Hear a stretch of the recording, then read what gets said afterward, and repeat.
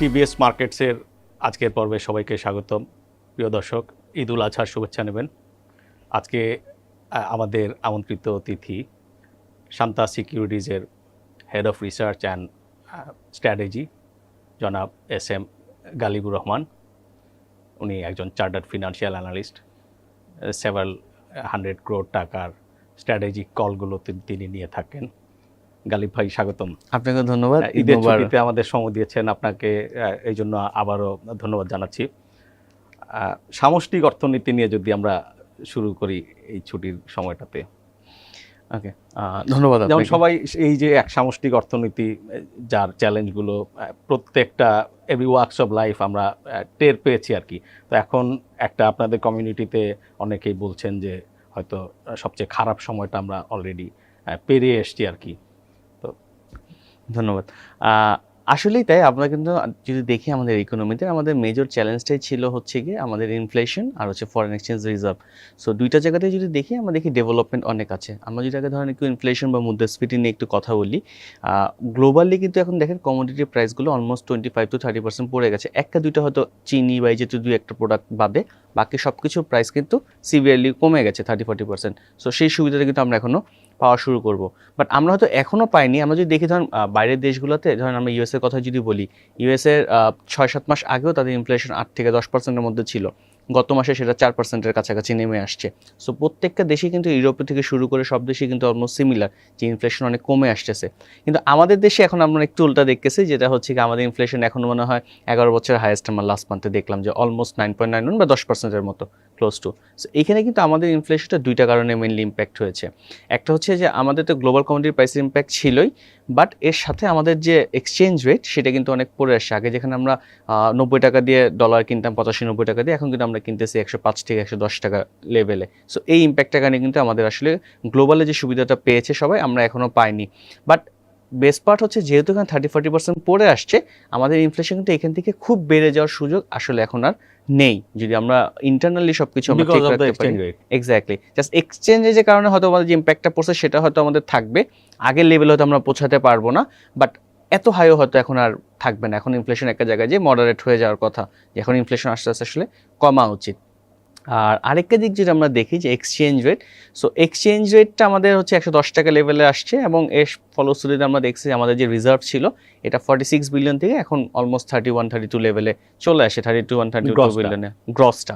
আর IMF এর হিসেবে মনে হয় একটু কম, যেটা এখন রিপোর্ট করে না। সো আমরা এখন নাম্বারটা IMF এর হিসাবে মনে হয় 22-23 বিলিয়নের মতো হবে। সো ওই জায়গাটাতে কিন্তু আমরা যদি দেখি যে আমাদের আগে ফার্স্ট একটু দেখা উচিত, আমাদের তো একটা সময় 3-4 বছর আগে আমাদের আসলে রিজার্ভ ছিল 35-36 লেভেলে, সেখান থেকে বেড়ে হয়তো 46 গিয়েছিল। এর পিছনে কিন্তু মেজর রিজনটা ছিল আমরা অনেক ফরেন লোন নিয়েছিলাম। আমরা যদি একটু দেখি 2021 সাল 2022 সালে আমাদের ফরেন অ্যাকাউন্ট যেটা আমরা বলি BOP-র মধ্যে, সেটা কিন্তু অলমোস্ট 14 বিলিয়নের কাছাকাছি পরপর 2 বছর, একবার 14.1 আর একবার মনে হয় 13.78, এরকম অলমোস্ট 14 বিলিয়ন করে লোন নিয়েছিলাম, যে কারণে আমাদের আসলে সুবিধা হয়েছিল। ফরেন কারেন্সি ঢুকেছে, রিজার্ভ বেড়েছে। এক্স্যাক্টলি, সো লোন নিয়েছিলাম, বেড়েছে। বাট আমাদের কিন্তু কারেন্ট অ্যাকাউন্ট ছিল না, যে কারেন্ট অ্যাকাউন্ট ব্যালেন্স দিয়ে আমাদের রিজার্ভ বেড়েছে, এটা কিন্তু হয়নি। সো যেটা হচ্ছে যে এখন লোন আমরা কিছু রিপে করতেছি, এই কারণে হয়ে যাবে। আমাদের যদি আমরা দেখি যে একটু যদি আমরা হিস্টোরি দেখি, যে আমাদের এখন সবাই আসলে ভুলে গেছে যে আমাদের আসলে কারেন্ট অ্যাকাউন্ট সারপ্লাস ছিল আমরা একটা সময়, কারণ আমাদের যে ইম্পোর্ট আর এক্সপোর্টের যে গ্যাপটা ছিল সেটা কিন্তু আমাদের রিমিটেন্স দিয়ে পুরোপুরি মোটামুটি কভার আপ হয়ে যেত। আমরা যদি দেখি 12, 13, 14, 15, 16 সবসময় আমরা কারেন্ট অ্যাকাউন্ট পজিটিভে ছিলাম। হঠাৎ করে যখন আমরা হচ্ছে গিয়ে আমাদের মেগা প্রজেক্টগুলো শুরু করি, তখন আসলে আমাদের ইম্পোর্ট অনেক বাল্ক পরিমাণে করতে হয়, তখন আমাদের ধাপ করে একটু ইম্পোর্টটা বেড়ে যায়, সেটা এক্সপোর্ট আসলে কনভার্ট হয় না, কারণ 2-3 বছর একটু সময় লাগে একটা প্রজেক্ট শুরু করলে সেটা কনভার্ট হতে। বাট ওই শেষ হতে হতে আমাদের আনফর্চুনেটলি কোভিড অ্যান্ড এরপর হচ্ছে ইউক্রেন ওয়ার। সো এই কারণে যেটা হয়েছে আমাদের আসলে এক্সপোর্টে কনভার্ট করার আমরা সুযোগটা পাই নাই।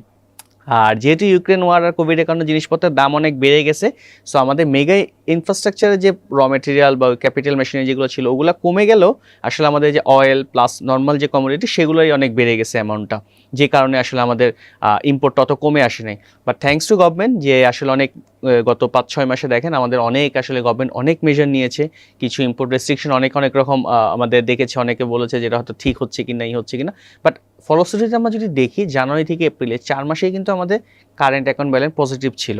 আমি যদি একটু ভেঙে বলি তাহলে তার মানে হচ্ছে গিয়ে ইম্পোর্ট আর এক্সপোর্টের যে গ্যাপটা ছিল সেটা রেমিটেন্স দিয়ে কভার হয়ে গেছে। সো এই জন্য আমার কারেন্ট অ্যাকাউন্ট পজিটিভ ছিল। সো এটা কিন্তু একটা ভেরি গুড সাইন। আমাদের অলমোস্ট 13-14-15 মাস পর্যন্ত কারেন্ট অ্যাকাউন্ট নেগেটিভ ছিল, বাট আমরা রিসেন্টলি দেখতেছি এটা পজিটিভ। দরকারও ছিল, কারণ যেভাবে ইম্পোর্ট রেস্ট্রিকশন হয়েছে আমাদের।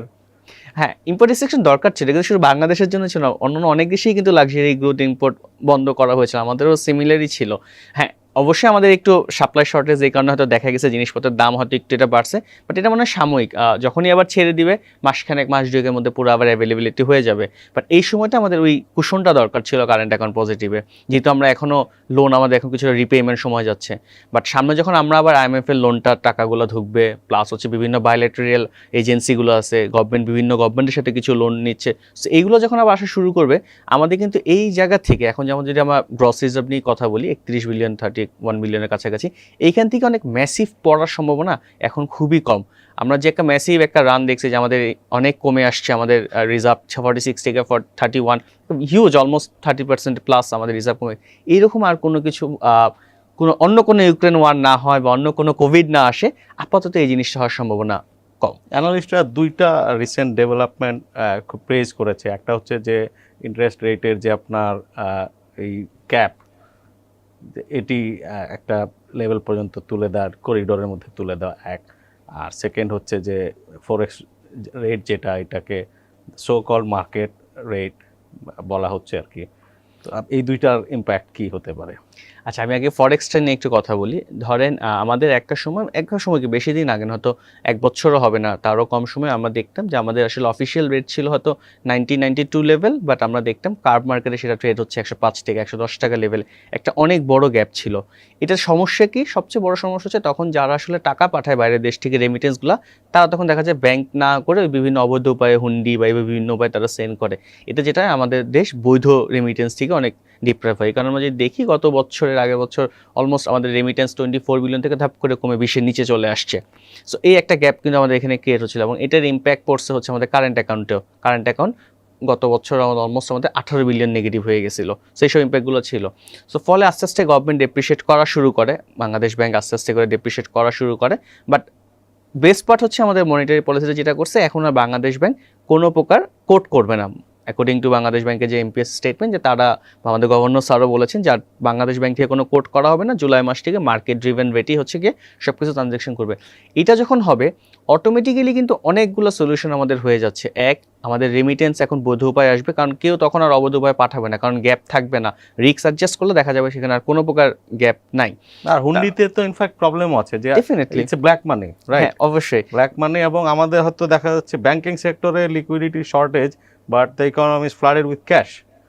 যেখানে আপনার রিয়েল এস্টেট ইনফ্লেশন, এই কমোডিটিতে আপনার ডেইলি বাজারে দেখা যাচ্ছে যে খরচ করছে মানুষ। ট্রু, এই যে জিনিস বলতেছিলাম যে এই জিনিসগুলো কিন্তু সুবিধা এখন আমরা হোপফুলি নেক্সট মান্থে। এখন এটার একটা ছোট্ট অসুবিধা যদি আমরা চিন্তা করি, যে রিস্ক কি হতে পারে, যে কোনো কারণে কি আমাদের এক্সচেঞ্জের আসলে আবার যেমন 90 থেকে 110 চলে আসছে, এটা কি আবার 110 থেকে 130 চলে যায় কিনা। বাট 90 থেকে 110 আসার পিছনে যতগুলো রিজন ছিল, এখন 110 থেকে 120 যাওয়ার পিছনে কিন্তু একটা দুটো রিজনও ওইভাবে নাই। গ্লোবালি আমরা যদি দেখি, আমাদের ডলার প্রাইস হচ্ছে গিয়ে কমতেছে, গ্লোবাল ডলার ইন্ডেক্স হচ্ছে ডাউন প্রায় 10-12% ইয়ার টু ডেট, অন্যান্য কারেন্সির এগেইনস্ট ডলারের প্রাইস। এক সেকেন্ড হচ্ছে গিয়ে ফেড যদি রেট হাইক করে তখন দেখা যায় ডলারের দাম একটু বাড়ে, বাট তাদের ইনফ্লেশন 10% থেকে কমে, আমি শুরুতে যেটা বললাম 4% চলে আসছে। সো এইখান থেকে ফেড আবার রেট হাইক করবে, এটা আনলাইকলি, খুব সম্ভাবনা কম। এই যেহেতু জিনিসগুলো চিন্তা করি যে এখান থেকে ম্যাসিভ কোনো ডলার আমার ডেপ্রিসিয়েশন এখান থেকে আসলে ফান্ডামেন্টালি হওয়া উচিত না, গিভেন দ্যাট নতুন কোনো ডেভেলপমেন্ট না হয়। আর এরকম ডেভেলপমেন্ট আসলে সচরাচর হয় না। যেমন আমাদের কোভিড হলো 200 বছরে একবার, সেইগুলো আসলে খুব রেয়ার ইভেন্ট, সেই যেটা কোনো কিছু নাই। আর কমোডিটি প্রাইস হতো একটা সাইকেল, যে 3-4 বছর যদি আপ থাকে, এরপরে আবার 4-5 বছর নর্মালি ডাউন থাকে যদি কোনো সাপ্লাই শর্টেজ বা কোনো কিছু না হয়। সো এখন কিন্তু আমাদের 2018, 19, 20 এগুলো একটু আপ ছিল। সো এখন কিন্তু আবার মোটামুটি আমরা এক্সপেক্ট করতে পারি যে অনেক আগের মতো ডাউন না হলেও মোটামুটি একটা লেভেলে থাকবে, এই জায়গায় আবার খুব বেশি ম্যাসিভ বাড়া যাবে না, যদি কোনো ইম্প্যাক্ট কোনো না হয় আর কি, মানে নতুন কোনো ডেভেলপমেন্ট না আসে। এটা একটা জিনিস। আর ইন্টারেস্ট রেট দিকটা যদি আমরা দেখি, যে আমাদের দেশের ইনফ্লেশন রেট চলে গেছিলো 9%, আমাদের লেন্ডিং রেটও 9% একটা ক্যাপ ছিল। এটা আসলে একটা একটু মানে ইকোনমিক্সের ভাষায় যদি আমরা বলি, যেটা একটু কিছুটা আনপ্যারালাল বা আনসাস্টেনেবল একটা পজিশন ছিল। তো থ্যাঙ্কস টু গভর্নমেন্ট এগেইন যে তারা এটা রিয়েলাইজ করছে এবং তারা একটা করিডোর নিয়ে আসছে। সো আমরা এখন বলতেছি যে 1% বাড়ছে, বাট গভর্নমেন্টের যদি আমরা পলিসিটা দেখি, সে কিন্তু মার্কেট রেটের সাথে লিঙ্ক করছে। সো ট্রেজারি বন্ডের বিল কিন্তু ফান্ডামেন্টালি যে কোনো রেটে যেতে পারে। সো আমরা এখন যেমন দেখতেছি 7.1% প্লাস 3%, ধরুন 10% একটা লেভেল দেখেছি, 10.1% ম্যাক্সিমাম রেট। বাট এই রেট কিন্তু ট্রেজারি বিলের কোনো লিমিট নাই।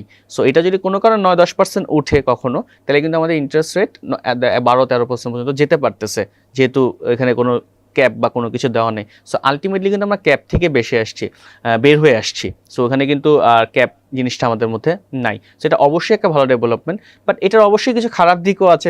যারা ব্যবসায়ী তাদের জন্য কিছু ফান্ডিং কস্ট বাড়বে। বাট এটাও ট্রু যে আপনি যদি আসলে সাবসিডাইজ একটা রেটে লোন নিয়ে বিজনেস করেন, সেই বিজনেস আসলে লং টার্মে তো সাস্টেনেবল করবে না। সো এখন যখন বিজনেস হবে হয়তো একটু ফান্ডিং কস্ট বাড়বে, বাট অলরেডি তো আসলে সব কিছুই প্রোডাক্ট প্রাইসে মনে হয় রিফ্লেক্টেড। সো এখান থেকে অনেক বেশি ইম্প্যাক্ট কোনো কিছুতেই আসলে হওয়া উচিত না। সো এই দুইটা পদক্ষেপ আমাদের মনে হয় আমাদের মিড টু লং টার্মের জন্য অনেক ভালো। হয়তো শর্ট টার্ম 6 মাস 3 মাসের জন্য একটু মানুষের মধ্যে একটু কনফিউশন ক্রিয়েট করতে পারে যে আসলে কি হয় না হয়, বাট আমরা যদি একটু লং টার্মে চিন্তা করি 2 বছর বা একটু বেশি সময় বা 1 বছরের বেশি সময় ধরে, তাহলে মনে হয় দুটো সিদ্ধান্তই খুবই ভালো একটা সিদ্ধান্ত ছিল গভর্নমেন্ট থেকে। এক্সচেঞ্জ রেটে আপনার কোনো স্পেকুলেটিভ বা ম্যানিপুলেটিভ কোনো হাইক, এটা রিস্ক অনেকে বলছেন যে যদি মার্কেট ড্রিভেন হয়, আপনি এরকম রিস্ক দেখেন কিনা? দেখেন, আমরা যদি ওই যে বিজনেসে যে বলে যে কোনো কিছু যদি মনোপলি হয় তখনই আসলে যে স্পেকুলেটিভ এই জিনিসগুলো হয়, বাট কোনো কিছু যদি পারফেক্ট কম্পিটিশন মার্কেট থাকে তখন আসলে একটা স্পেশাল হাইক বেশি দিন কখনোই থাকতে পারে না। কারণ যদি বেশি হাইক থেকে সবাই সেই বিজনেসটা করা শুরু করে, অটোমেটিক্যালি সেই ইকোনমিক প্রফিটটা নাই হয়ে যায়। সো সেম জিনিস কিন্তু আমাদের এই এক্সচেঞ্জ রেটের ক্ষেত্রেও পসিবল। কারণ এখন যখন মার্কেট ড্রিভেন রেট, কেউ কিন্তু নতুন করে কিনে আমি জমায় রাখলাম পরে আমি বিক্রি করবো, যেটা ওই যে 90 থেকে 110-এর সময় অনেকে স্পেকুলেট করছে, এখন কিন্তু এই জিনিসটা নাই। সব জায়গায় যখন একই রেট, তাইলে কিন্তু আসলে কোনোভাবে এই ডিফারেন্সটা থাকা উচিত না। যেমন একটা ছোট্ট এক্সাম্পল দিই, যেমন ধরুন যে কারণ বাজারে কেউ যদি ধরেন একটা সবজি কিনলো 20 টাকা করে, সে যদি রাস্তা পারে হাতের পুলে বিক্রি করে, দেখা যাবে সে 40 টাকায় সে বিক্রি করতে পারতেছে। এখন যদি 100 জন সেম কাজ করা শুরু করে, অটোমেটিক্যালি কিন্তু ওই ডিফারেন্সটা চলে যাবে, হয় 20 টাকাটা বেড়ে 30 টাকা হবে, অথবা 40 টাকাটা কমে 25 টাকা চলে আসবে। দেখা যাবে তখন তার খরচ করে তার কোনো প্রফিট থাকতেছে না। সো যখনই কোনো কিছু মার্কেট ড্রিভেন হবে, কোনো আনইউজুয়াল হাই বা কোনো হোল্ড করে আমি বাড়াচ্ছি, এই জিনিসগুলো আসলে লং টার্মে সাস্টেন করবে না।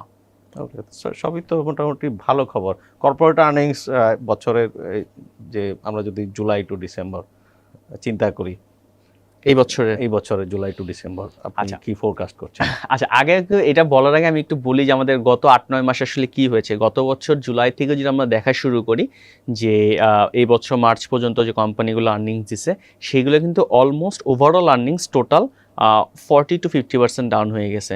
সো যে আমি যে টোটাল বলতেছি, একদম পুরো মার্কেটের একদম 300টা কোম্পানি মিলে নাম্বারটা বলতেছি। সো অলরেডি কিন্তু টোটাল আমার 10 টাকা ছিল, যে total amount of corporate profit, exactly. So আগে যদি সে 10 টাকা থাকতো, অলরেডি কিন্তু সেটা 6 টাকা 5 টাকা লেভেলে নেমে আসছে। সো এখন আমি দেখি এখান থেকে ফার্দার পড়বে চান্স আছে কিনা। যে আগে কমছে কেন, আমার মার্জিন কমছে, হয়তো প্রোডাক্টের প্রাইস বেড়ে গেছিলো এই জন্য মার্জিন কমছে, ফরেন এক্সচেঞ্জের লস নিচ্ছে, এটি একটা মেজর রিজন ছিল আসলে। আর অল্প হয়তো কিছু সেলসও হয়তো কমছে, যদি আমাদের সেলসের ডেটা অন্য কথা বলে যে ফ্ল্যাট ছিল বা খুব বেশি কমে নাই।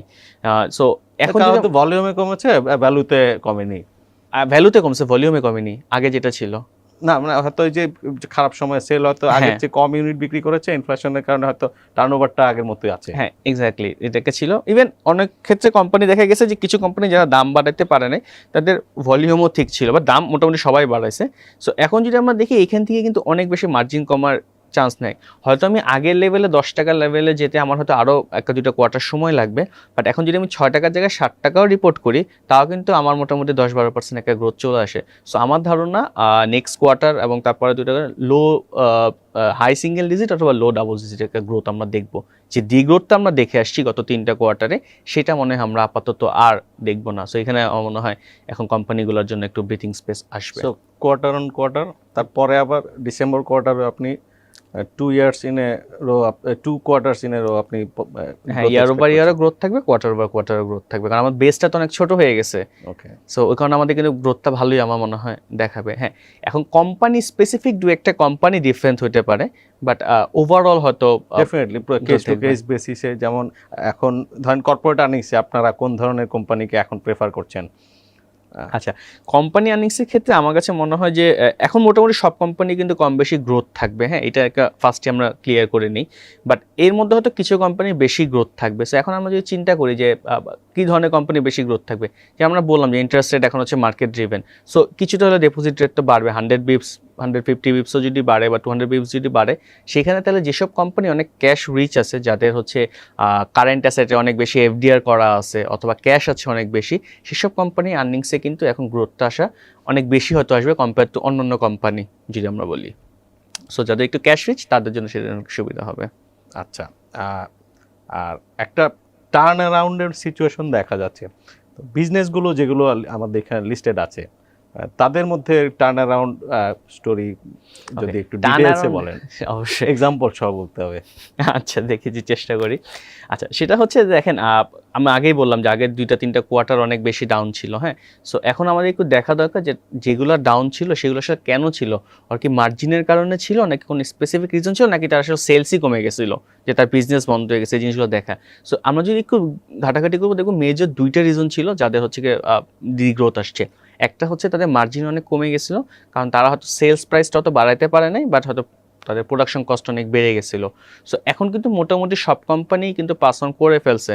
সো হয়তো কেউ প্রোডাক্টের প্রাইস বাড়াইছে অথবা প্রোডাক্টের কোয়ান্টিটি কমাই দিছে। যেমন অলিম্পিকের বিস্কুট যেটা আমরা দেখি, বা যে কোনো কোম্পানি বিস্কুট যদি দেখি, আগে সাইজ ছিল অনেক বড়, এখন কিন্তু একটু ছোট হয়ে আসছে। সো এটা কিন্তু একটা ওয়ে, আপনার দাম বাড়াচ্ছি না, বাট আমি কিন্তু কোম্পানি দেখতেছি আমার দাম বাড়ছে, বাট আমার অ্যাজ এ কনজিউমার আমি দেখতেছি আমার কিন্তু বেশি টাকা দিতে হচ্ছে না।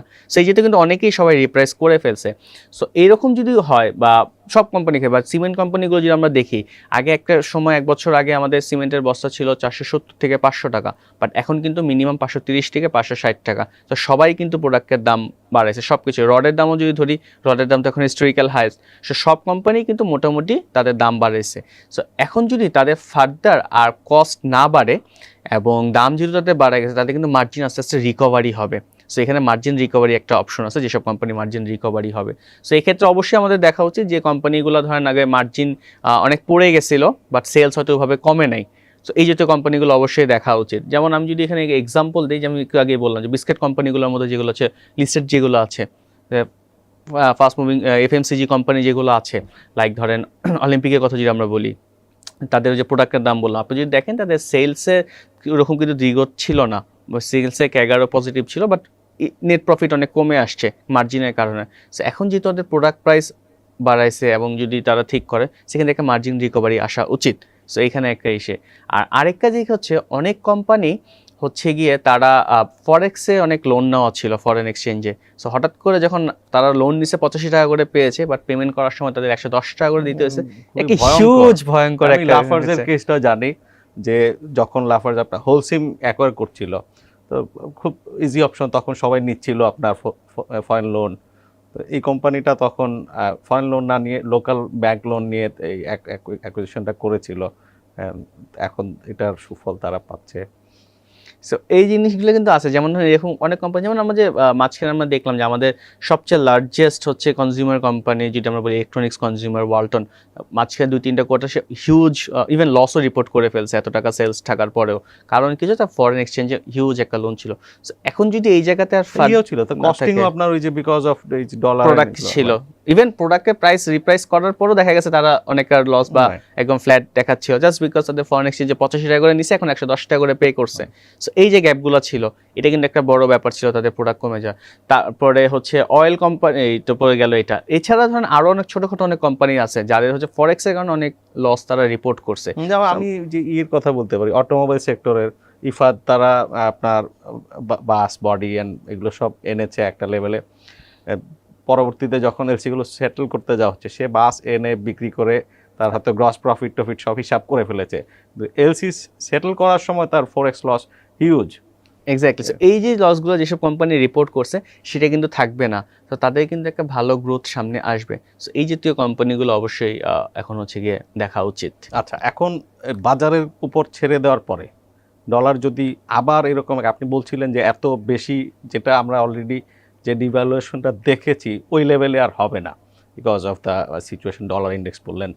তো তারপরেও যদি এখন ধরেন 108-10 থেকে এটি 115-16 পর্যন্ত যায়, এটার ইম্প্যাক্ট কি যারা এই র মেটেরিয়াল ইম্পোর্ট করে তাদের উপর কেমন পড়বে? আচ্ছা, ধরেন আমার 85 টাকা থেকে 110 টাকা আসার 30%-এর ইম্প্যাক্ট, 110 টাকা থেকে ধরেন আমি আপনার কথায় ধরি 15 টাকা যদি যায় কোনো কারণে, যদিও হয়তো বা 115 টাকা লেভেলে সাস্টেইন করবে, যেটা আগেই বললাম যে আসলে ডলার তো ওয়ার্ল্ড ওয়াইড সবখানে দাম কমতেছে, সো আমাদের এখানে অনেক বাড়তে থাকবে, এটা তো আসলে একটু আনইউজুয়াল হয়ে যায়, খুব বেশি দিন এটা আসলে কন্টিনিউ করা উচিত না। সো এই লেভেলটাই হয়তো থাকা উচিত, 110 থেকে 15 লেভেলেই হয়তো ঘোরাঘুরি করা উচিত। সো আসলে 2-3% এটা কিন্তু আসলে খুব বড় ইম্প্যাক্ট না। সো আর অবশ্যই তো সবসময় কোম্পানির সুযোগ থাকে কিছুটা প্রাইস তারা হচ্ছে আবার একটু বাড়ায় নেওয়ার সুযোগ। সো এই ইম্প্যাক্টটা এবার এত ম্যাসিভ হবে না, কারণ আপনি যখন অলরেডি একবার দেখে আসছেন এত বড় একটা ধাক্কা কোম্পানিরা খেয়েছে, তাদের কিন্তু অলরেডি একটা লার্নিং হয়ে গেছে যে কিভাবে এই সিচুয়েশনটা ম্যানেজ করতে হয়। আর কোম্পানিগুলো বেস্ট পার্ট ইজ যে এখন তাদের বায়াররা রেডি টু পে মোর, এটা হয়তো এক বছর আগেও তারা একটা শকের মধ্যে ছিল।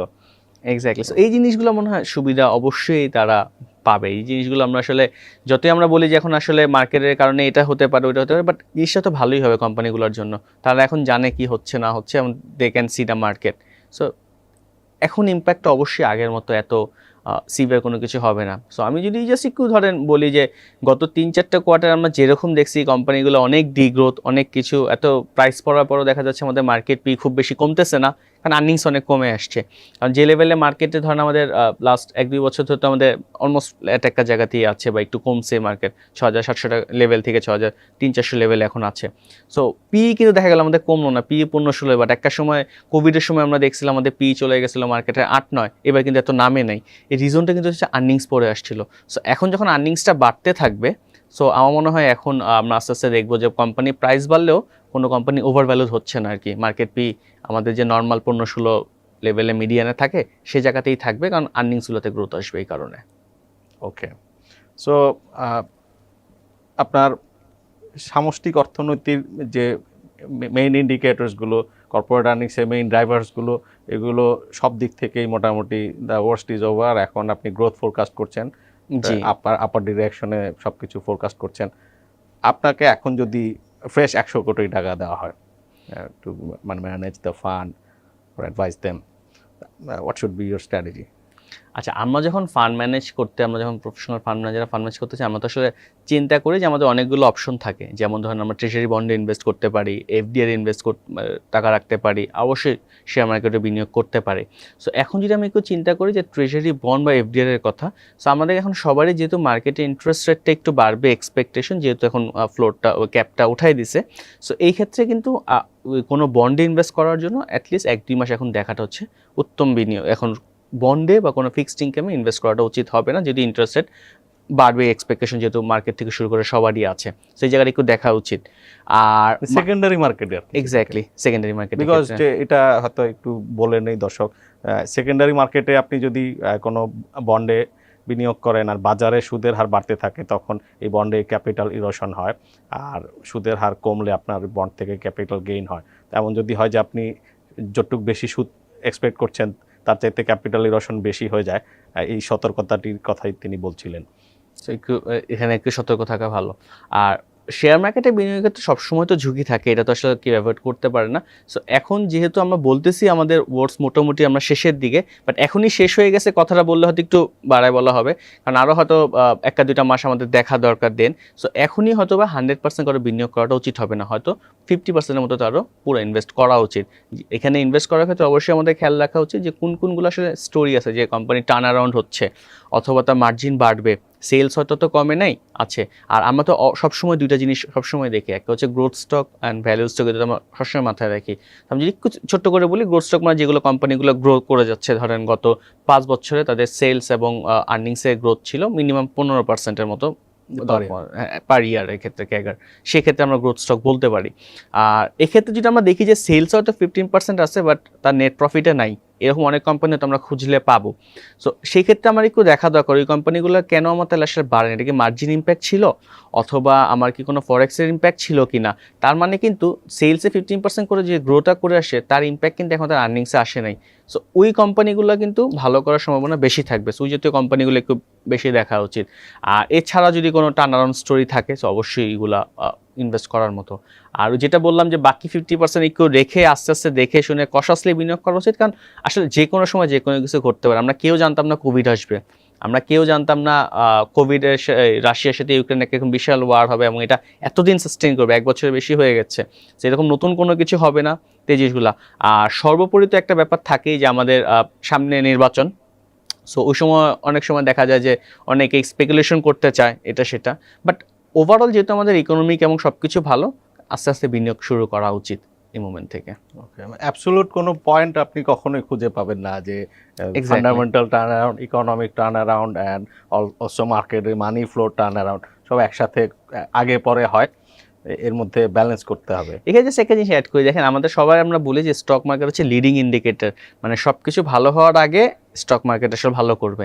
সো আপনি যখন দেখবেন সব কিছু ভালো, বাই দ্যাট টাইম স্টক মার্কেটের প্রত্যেকটা স্টক হয়তো 30-40% মতো বেড়েই থাকবে। সো তখন আসলে আপনি ইনভেস্ট করে অনেক অ্যাডিশনাল রিটার্ন, আমরা যেটা বলি আলফা, সেটা কিন্তু জেনারেট করতে পারবেন না। আপনাকে কিছুটা ধোঁয়াশার মধ্যে থেকেই কিন্তু সবসময় ইনভেস্ট করতে হবে। আপনি যদি 100% ক্লিয়ার হয়ে ইনভেস্ট করতে চান স্টক মার্কেটে, তাহলে বাই দ্যাট টাইম মার্কেট কিন্তু একটা ভালো রিটার্ন দিয়ে দিবে, কারণ যেহেতু এটা একটা লিডিং ইন্ডিকেটর। Really leading. আপনার যে ইউক্রেন ওয়ার শুরুর পরের দিন আমাদের মার্কেটে একটা বড় সেল অফ হয়েছে, কারণ বুদ্ধিমান ইনভেস্টররা বুঝে গেছিলেন এর ইম্প্যাক্টটা, এবং আমরা হয়তো আমাদের টাকা ডলারের এক্সচেঞ্জ রেটে এটা রিফ্লেক্ট করতে আরো 3 মাস পরে দেখেছি যে 6 মাস পরে তো দেখলাম যে it's a disaster for us. Okay, ওই জিনিসটা অলওয়েজ থাকবে। এই জন্য মার্কেটে ইনভেস্ট করার জন্য অলওয়েজ একটু আমার মোটামুটি 70-80% যখন আমি বুঝবো জিনিসপত্র ঠিকঠাক হচ্ছে, এই জিনিসটা অলওয়েজ আর কি কলটা তখনই নেওয়া দরকার যদি আপনি আসলে সেকেন্ডারি ইনভেস্টমেন্ট থেকে আলফা জেনারেট করতে চান। ওকে, এবার আপনি টার্ন অ্যারাউন্ড, তারপরে মার্জিন, হ্যাঁ এই জিনিসগুলো বললেন, আপনার ওয়াচ লিস্টটা যদি আজকে ঈদ উপলক্ষে আমাদের দর্শকদের সাথে শেয়ার করেন। আমি যেটা বললাম আসলে ওভাবেই আমরা চিন্তা করি। এক্সাম্পল যদি শেয়ার করেন। আচ্ছা, যেটা আমরা ফার্স্টে বলি, যেমন ধরেন হচ্ছে গিয়ে টার্ন অ্যারাউন্ডের কথা আমরা যেটা বললাম। সো টার্ন অ্যারাউন্ডের ক্ষেত্রে হচ্ছে যে কোম্পানি হয়তো বা সেলস আমার গ্রো করে আসছে বাট হয়তো প্রফিটটা গ্রো করে নাই, মার্জিন হতে পারে অথবা যেটা বললাম ফরেক্সের লসের কারণে হতে পারে। সো এই জাতীয় যদি আমরা দেখি, এরকম হয়তো 2-1টা স্টক আমরা হয়তো চোখে দেখবো। যেমন ধরেন হচ্ছে যেটা বললাম ওয়ালটন। সো ওয়ালটন আপনি যদি দেখেন সেলস হয়তো একটু ম্যাসিভলি কমে না, যতটা হচ্ছে কোম্পানি লসে চলে গেছে, তার রিজন ছিল ফরেক্স লোন। সো এখন যদি সামনে আর এরকম সিভিয়ার ফরেক্স লোন না থাকে, সো কোম্পানি টার্ন অ্যারাউন্ড হওয়া উচিত। এখানে আমরা দেখি শুধু লোন না, র ম্যাটেরিয়াল ইম্পোর্ট সবকিছু প্রাইস বাড়ানো হয়েছে, সবকিছু মার্জিন রিকভারি হবে।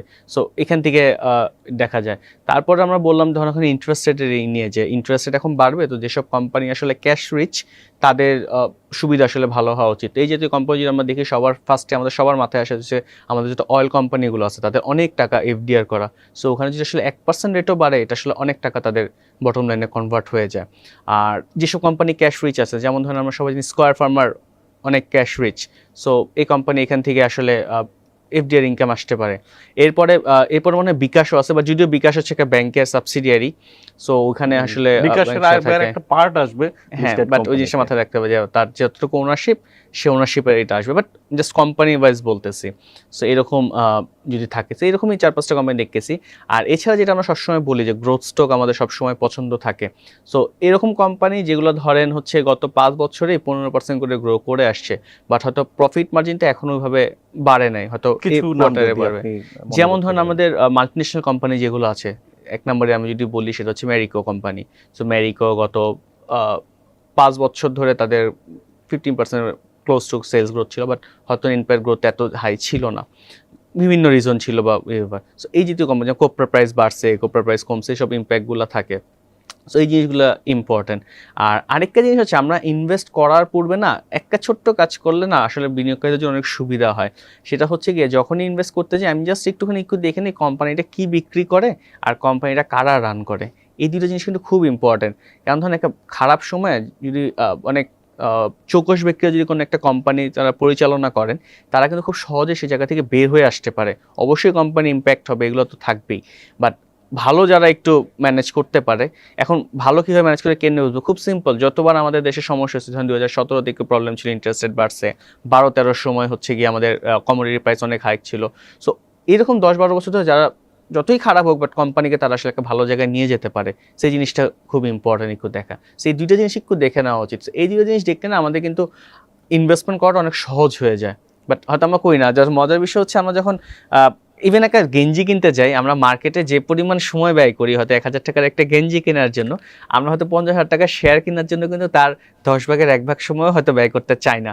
জাস্ট একটা ফোন কল দিতে হয়, এক্স্যাক্টলি, আগে কিনো। হ্যাঁ। সো ওই জিনিসটা দিকে যদি একটু আমরা চেষ্টা করি, অবশ্যই আমাদের মার্কেট ইন্ডিকেটরগুলো অবশ্যই ইম্পর্টেন্ট, যে কোন ফান্ডে টাকা ঢুকতেছে, মানি মোমেন্টাম, এগুলো ইম্পর্টেন্ট, এগুলো ইগনোর করার কোনো ওয়ে নাই। আমরা অবশ্যই এই জন্য ডিএসসি ওয়েবসাইটে যে দেখতে পাচ্ছি টপ 20 স্টক কি, কোনগুলোতে মানি ফ্লো বেশি, বাট ওই মানি ফ্লো থেকে আমি যদি দেখে জাস্ট তারপর কেনার আগে জাস্ট এই দুটো জিনিস একটু যদি দেখে নেই, সেক্ষেত্রে কিন্তু বিনিয়োগের ঝুঁকি অনেকটা কমে আসে। যে আমি জানি আমি একটা কোম্পানি কিনতেছি, কোম্পানিটা ভালো প্রোডাক্ট বিক্রি করে এবং যারা ম্যানেজ করে তারা ভালো, যেখানে কোনো প্রকার সমস্যা তারা ইউজুয়ালি হয় না। সো এই জিনিসটা খুব ইম্পর্টেন্ট। সো এই দুটো জিনিস দেখা উচিত। যেমন একটা এক্সাম্পল দিই, ধরেন হচ্ছে গ্ল্যাক্সো ছিল, এখন হচ্ছে ইউনিলিভার হয়ে গেছে। সো গ্ল্যাক্সো যখন কোম্পানিটা বিক্রি করে ইউনিলিভারের কাছে, সো আমরা সবাই জানি আমাদের দেশের মেবি নাম্বার 1 কোম্পানি হবে ইউনিলিভার, যদিও লিস্টেড কোম্পানি না। সো তাদের ডিস্ট্রিবিউশন চ্যানেল সব কিছু অনেক কিছু ভালো হয়। সো যখন গ্ল্যাক্সো থেকে ইউনিলিভার হলো, একটা বিশাল একটা র্যালি কিন্তু কোম্পানিটা দিল। সো মোটিভ কিন্তু সবার মাথায় এটাই ছিল যে একটা ভালো মানুষজনের কাছে যাচ্ছে, তারা হয়তো কোম্পানি থেকে অনেক নতুন নতুন অনেক কিছু হয়তো নিয়ে আসতে পারবে।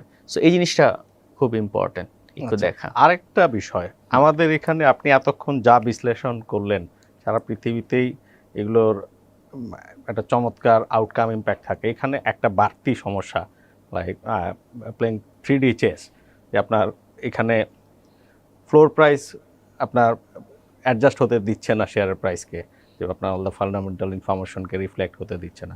কত পার্সেন্ট কোম্পানি আপনার মোটামুটি all the bad news discount করে ফেলেছে বলে আপনার মনে হচ্ছে? আচ্ছা, একটা জিনিস হচ্ছে কি, ধরেন আমাদের ফ্লোর প্রাইস যখন দিয়েছে তখন আর্নিংসগুলো কমছে, তারা হয়তো প্রাইসটা কমে নেয়। সো এখন যদি ওই কোম্পানিগুলো আর্নিংসগুলো আবার রিকভারি করে, তাহলে কিন্তু ফ্লোর প্রাইসে থাকাকালীনগুলো কোম্পানিগুলো অ্যাট্রাকটিভ হয়ে যাবে। সো আমার একটু দেখা যে হয়তো কোম্পানিটা আর্নিংস খারাপ দিচ্ছে, প্রাইসটা পড়া হয়তো বা মানে গ্লোবালি সেরকম পড়ে, বাট আমাদের রেগুলেটররা ওই সময় আমরা মনে করেছে যে আমাদের বিনিয়োগকারীদের জন্য সুবিধাজনক। এটা হয়তো অনেক সময় ভালো, যে শর্ট টার্ম একটা হিকাপ দরকার নেই, কারণ তাদের মনে হয়েছে যে এখন যে আর্নিংসগুলো পড়তেছে সেটা আসলে শর্ট টার্ম একটা সমস্যা, বছরখানেক বা 6 মাসের মধ্যে জিনিসটা ঠিক হয়ে যাবে। আসলে কিন্তু ঠিক হয়ে যাচ্ছে। সো আমার ধারণা একটা ভালো পোর্শন কিন্তু অলরেডি আমরা যদি দেখি যে ফ্লোর প্রাইসে কিন্তু আস্তে আস্তে ভালো ভালো কোম্পানিগুলো ট্রেড হওয়া শুরু হয়েছে, যখন মানুষজন আসলে বুঝতে পারতেছে যে আসলে কোম্পানি যে আর্নিংসগুলো পড়েছিল সেগুলো হচ্ছে আবার রিকভার করতেছে। হয়তো আমাদের চিপে কেনার একটা সুযোগ ছিল, বড় জোরে একটা জিনিস এটা ছিল, হয়তো বিনিয়োগকারীরা হয়তো আরেকটু কম দামে কিনতে পারতো, বাট এখন যেহেতু আবার আর্নিংস ঠিক হয়ে আসতেছে, সো আমার মনে হয় এই প্রাইসেই শেয়ারগুলো অ্যাট্রাকটিভ হয়ে আসতেছে, ফ্লোর প্রাইসে।